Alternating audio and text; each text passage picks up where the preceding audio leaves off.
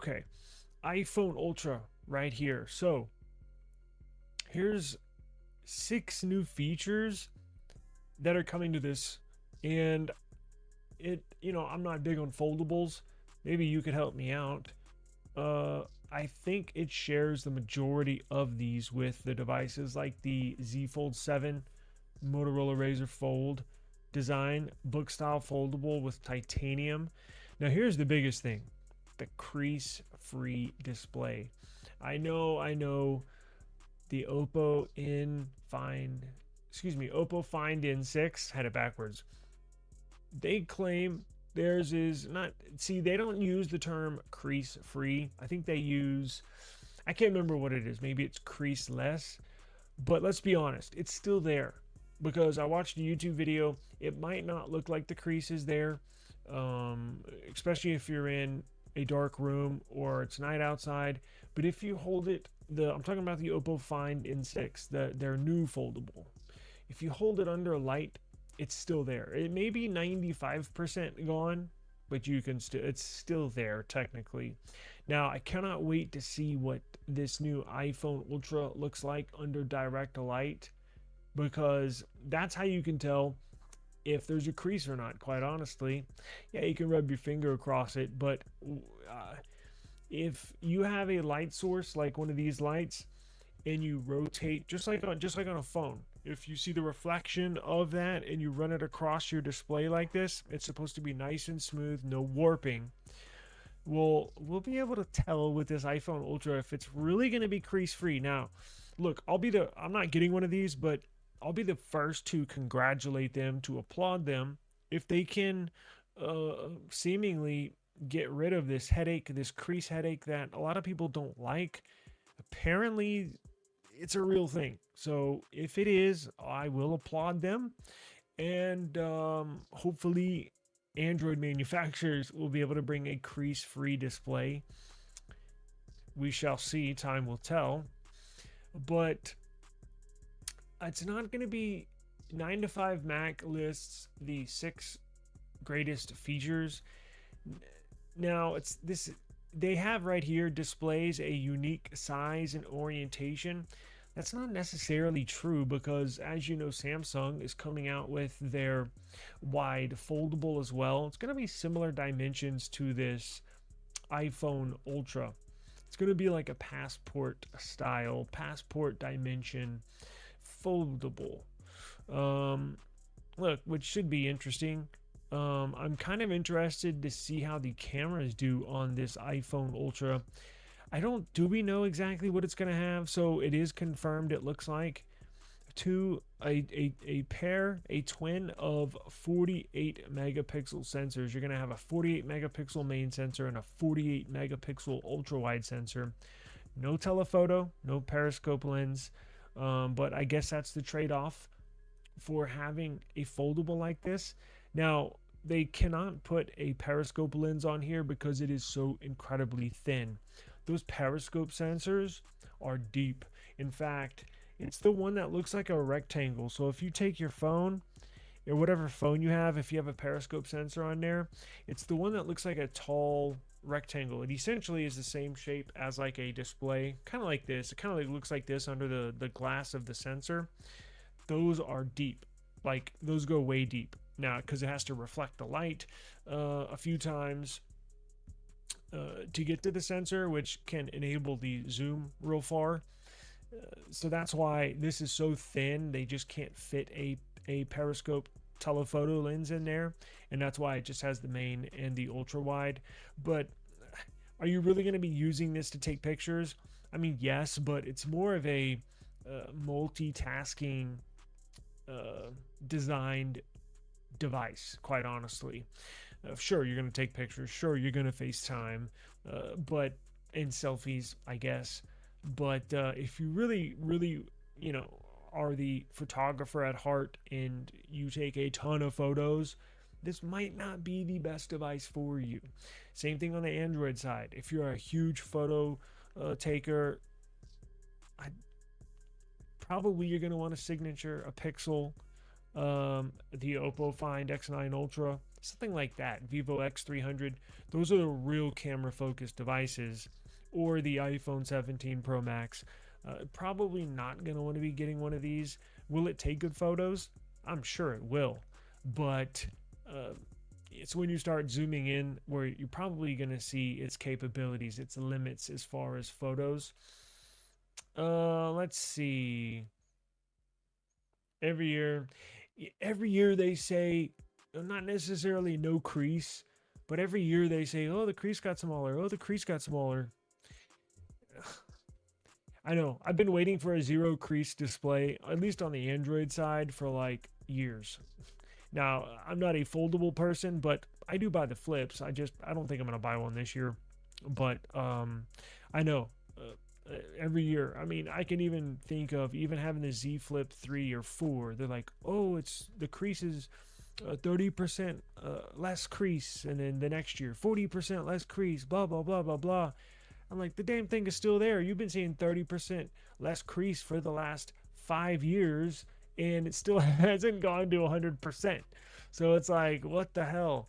Um, they always say that. I think this one's going to be different. I think.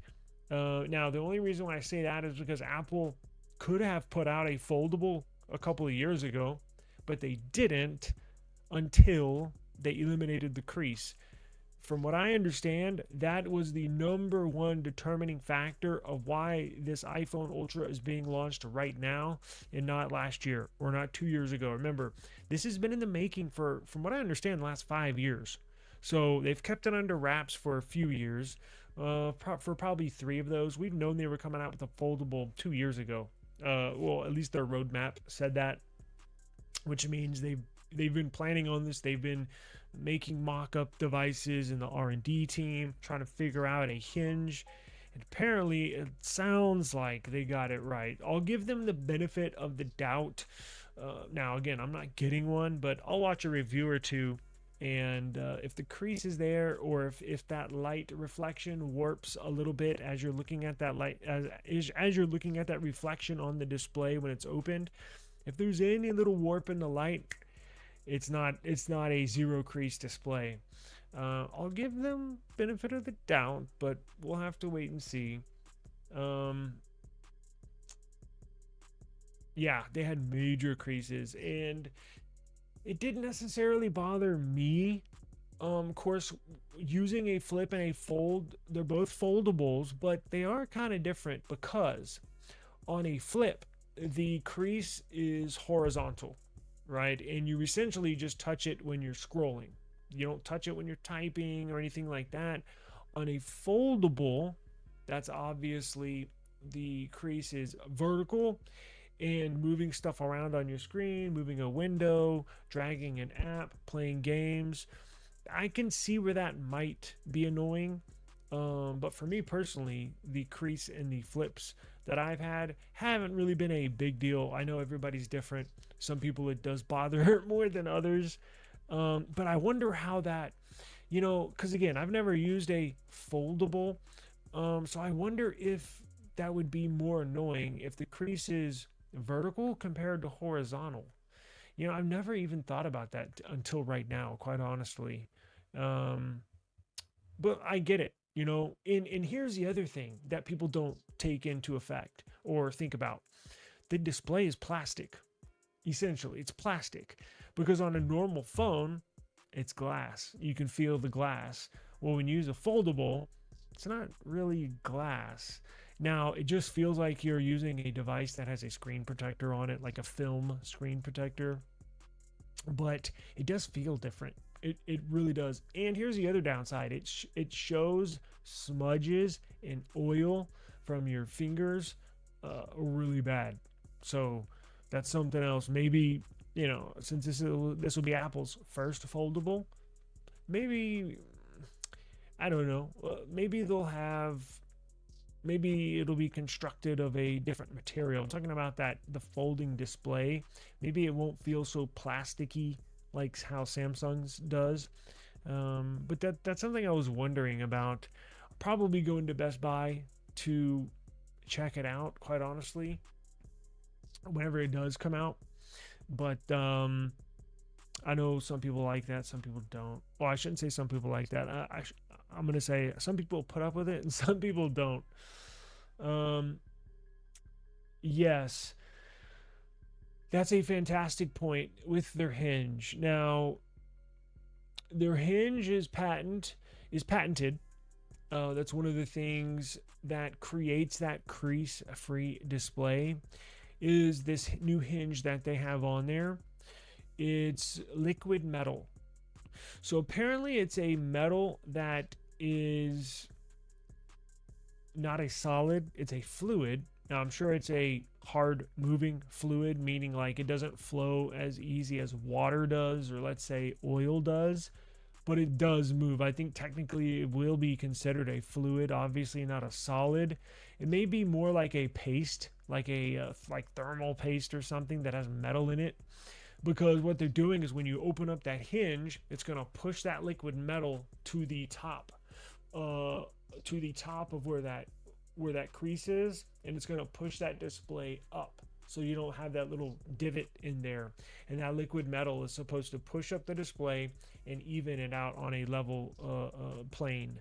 So that hinge will be interesting. It's a brand new hinge, never before used by any manufacturer, by any company, and they literally uh, designed it in house from the ground up, and they actually they were approved for a patent on that hinge.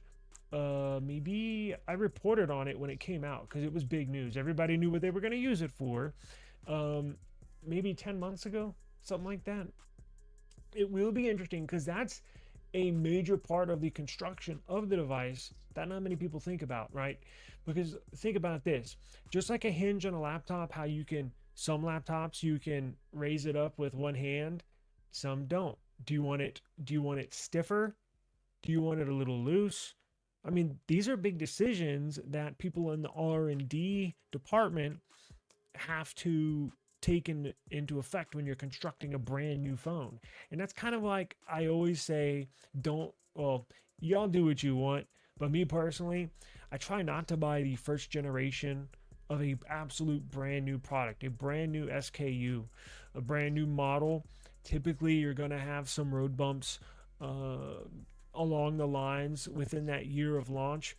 There's going to be stuff that pops up that they didn't think about initially that they usually correct in the second version. The hinge could be one of them, right? Is it going to loosen up over time? Now, of course, they test all this, right? They have machines that all they do is open and close, open and close, open and close, like a million times. And then after so many opens, uh, humans will go examine it. Damn, did it get loose over time? Is it still sturdy? These are all very intricate parts of constructing a brand new phone, especially a foldable. Will it hold up over time? Will it get loose over time? Um, all that. These are big decisions. So yeah, that's a perfect example of something I kind of want to keep an eye on to see how this, you know, I want to see. I wish I could skip forward a year from now or 6 months from now to see how are people going to do 6 month reviews or after 1 year reviews. I'm sure they will. I mean, they're going to sell these things like hotcakes. But I am wondering about that hinge. iPhone 18 Pro Max. Um, I don't know. If I did get one, it would just be for case reviews. In fact, that's what I got this one for, and I haven't really kept my word on doing case reviews. I don't use it. So it literally just sits over here. The only time I pick it up during the day is to show y'all.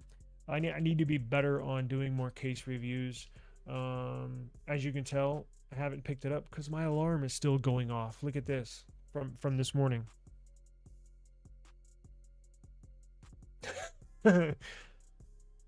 I don't touch it. So uh, I don't know. I probably should just to do case reviews, but I've already gotten people or companies emailing me about the iPhone cases. What iPhone are you gonna get so we can send you cases? So I probably will, but I'm not really thrilled about it. Yeah, Again, it's going to look the same, just different colors and different CPU, and that's about it. Huawei Pura X Max. Are you looking for a wide format folding phone? That's the one to get. Hardware on this is amazing. Yeah, if I did get a foldable, it would be a wide fold, because the issue I have is not opening a foldable. I think if I had a foldable that looks like a current candy bar style smartphone like this, it just opens up into a bigger screen, like you just split it down the middle and it opens up. I don't think I would open up the device. That's why one of the things with the Motorola phone, the outer display is so freaking good. I would honestly probably forget to open it. I just pull it out and start using it like I do with a normal phone. And plus, when you open it up, I don't like the dimensions of it. It's just too weird. It's like, I don't know. I just really can't. I played with one at a Best Buy last year, and I was like, I don't know about this. I just can't get down with it. The wide fold is different. Uh, just simple terms of the dimensions, I think, are more suitable for what I would use it for. The outer display, we'll have to wait and see what the specs are on that for the Samsung and the Apple device. But I think when you open it up, I think that's when it makes a difference, because I would rather use a phone sideways than vertical. See what I'm saying? If I'm going to open it up, I want it to open up sideways, like a 16 by 9 format. That's perfect. Videos, content, editing videos. It's like editing videos on a monitor. That I could probably get down with. So if there's anyone I would get, it would definitely be a wide fold. Certainly not Apple. So I guess it would have to be a Samsung. But we'll have to wait and see. I don't think I'm gonna get one, but we'll just have to wait and see.